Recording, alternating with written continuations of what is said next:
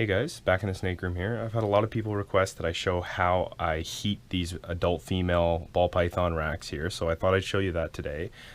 You can see on this rack closest to you, you can see the wires running all the way down the bottom, and then there's a little extra at the bottom. So I'll kind of show you what I've got going on there. So here we are, about as close as I can get. I'll pull the tub out here so you can see it a little better. And I'll shine my flashlight in here.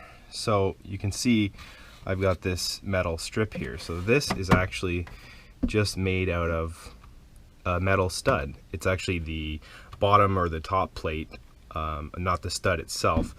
And it works perfectly for this, just like on a Freedom Breeder or an ARS rack.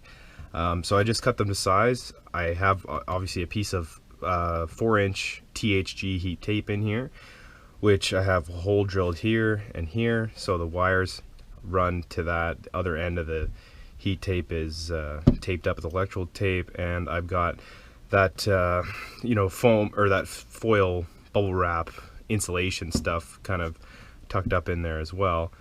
I'll put a link in the description to an Imgur album where I have some photos that I took while I was constructing these panels, so you can sort of see them a little more in detail.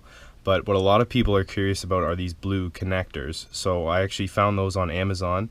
If the listing I used is still up, I'll put a link to that in the description as well. I believe these connectors are used in the automotive industry. I'm not exactly sure, but they seem to work very well for this application. So you've got the male and the female ends, and these darker blue parts have a little blade that so I separated the wire here. And that has a little blade that cuts through the insulation and connects to the wire.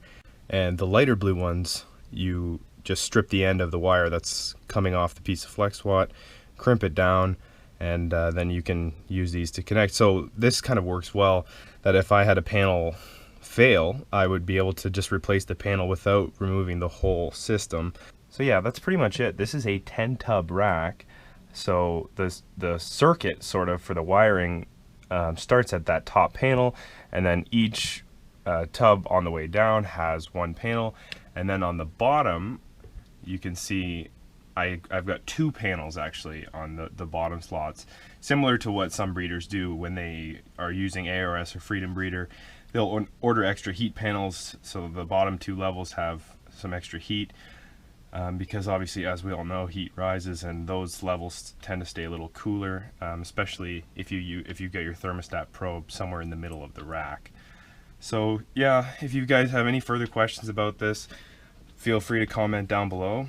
When I construct another one of these racks, I'll do a little bit more in-depth video on that, showing exactly how I construct them. And I have some improvements I'd like to make as well, like rubber grommets to sort of protect those wires coming through the drilled holes in the metal. But yeah, that's pretty much it. I've been using this for almost a year now, and it's helped a lot. So so there you go, those of you guys that were asking for that. That's it for this video. Make sure you like the video, subscribe to the channel, and like I said, if you have any questions about this, ask down below in the comments. All right, thanks for watching, guys.